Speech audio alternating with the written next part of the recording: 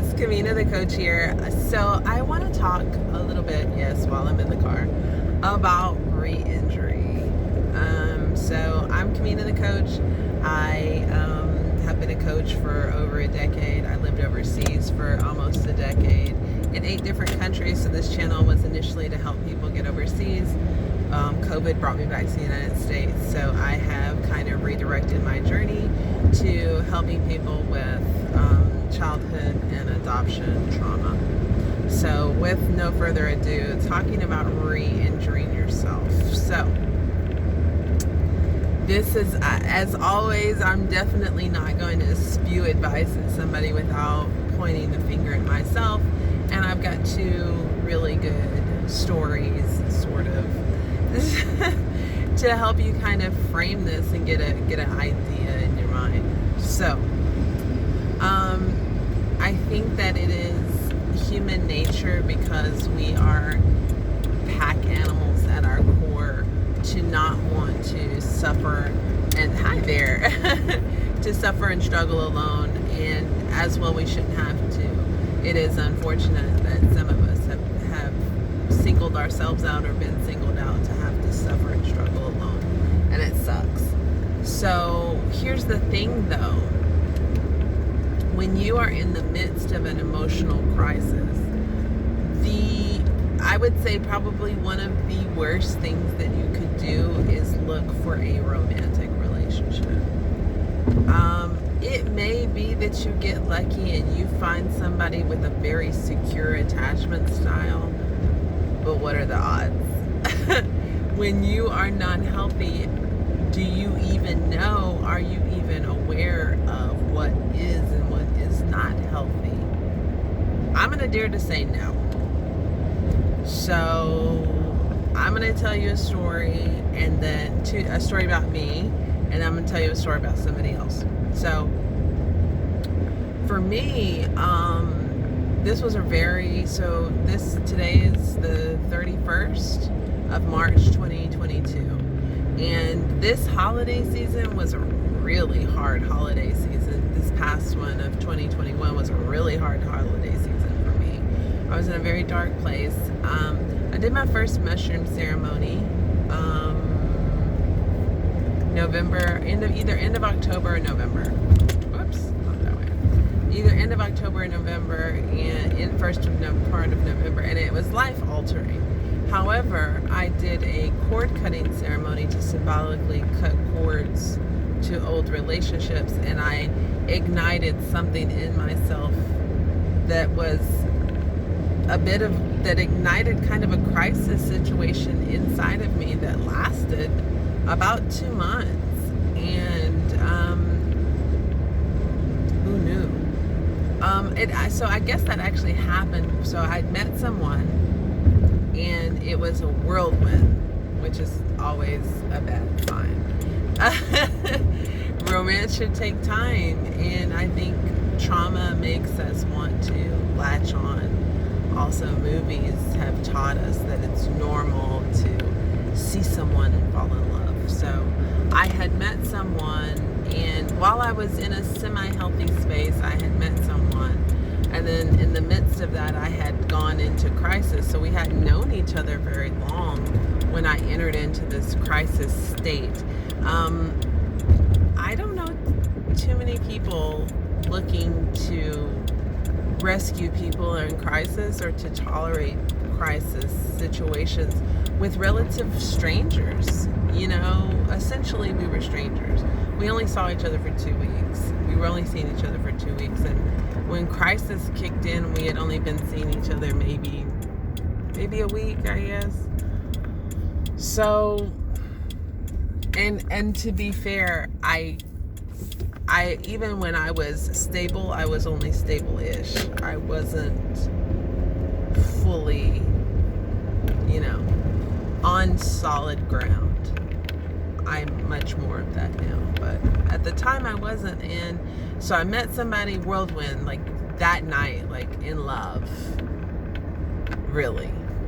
And we were clinging to each other for dear life, and genuinely, that's how it felt. So Obviously it wasn't going to go anywhere. He had a lot of trauma of his own, and our trauma was feeding each other, and it was just not a good situation. It lasted 2 weeks, like I said. But the thing is because I was convinced, that magical thinking that us adoptees have, I was convinced that I was in love with this guy. So not only did I enter into crisis for the holiday season, and it's my first holiday season after reunion with my first family, not only am I in a crisis situation, now I'm also heartbroken, supposedly, anyways, from this pseudo relationship. And I was really heartbroken about that for probably at least a month, maybe 2 months. God, longer than that, because I was still crying on my birthday. My birthday's in January, so oh my goodness, it spilled over into New Year's. So we stopped seeing each other the day after Thanksgiving. New Year's I cried. My birthday, oh my goodness. So I re-injured myself, and then something else to heal from aside from the other stuff that I had to heal from. Okay, so we'll go outside of myself. So now I'm in a much better space. I'm much healthier than I've ever been in my life. Definitely ready and willing, and able to be in something. Not necessarily, we don't have to get married tomorrow, but a partnership.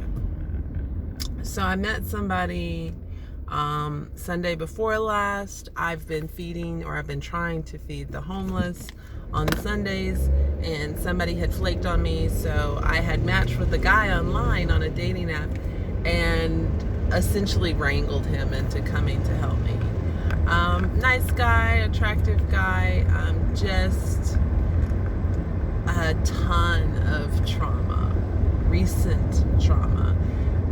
First of all, I tell people in my profile, I'm 43, I don't have children, and I'm not really interested in people who have dependent children. He's like, oh, I have children, but there's a story. I'm like, oh Lord, what's the story? So,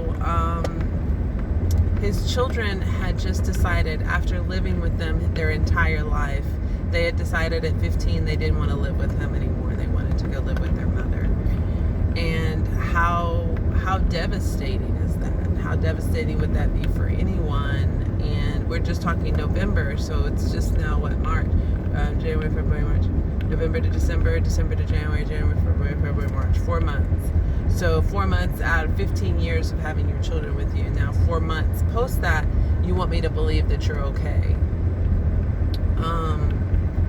2 relationships post, I guess, the relationship with the mother of the children.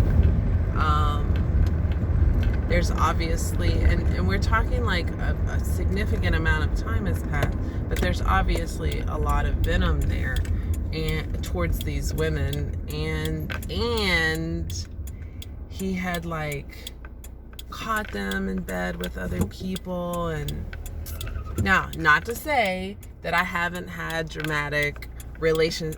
I look like I'm bald when my hair's wet. Sorry.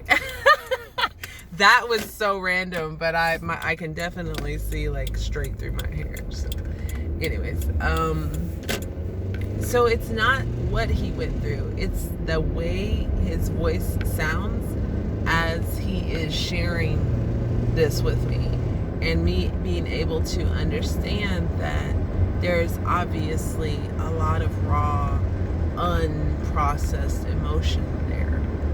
So despite us spending all afternoon together, he told me at least 6 times he was afraid.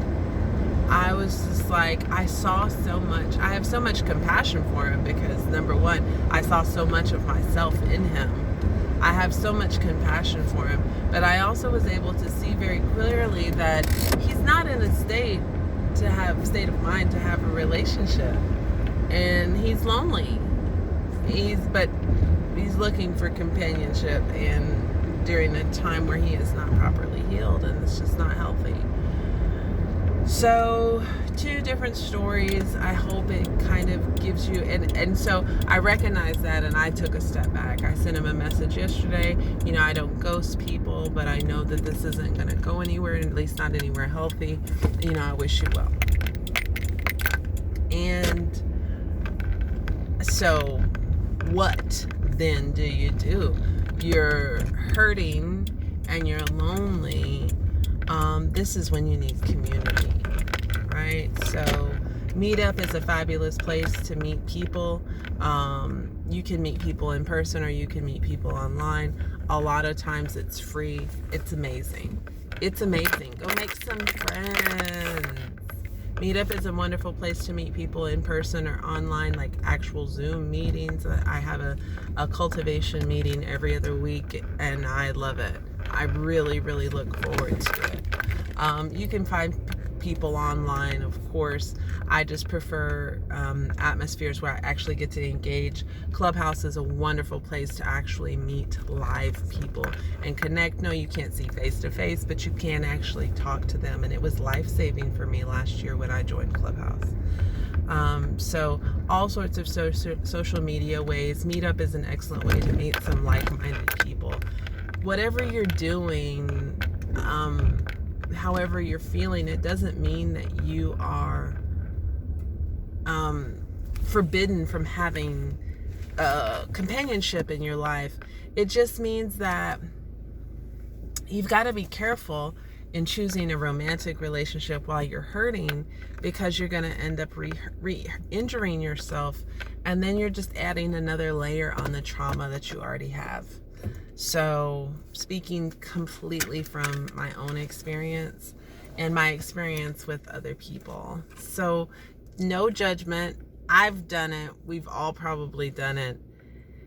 You're not alone. Sending you all my love, light, peace, and joy. Until next time, Kamina the Koach. Peace. I'm out.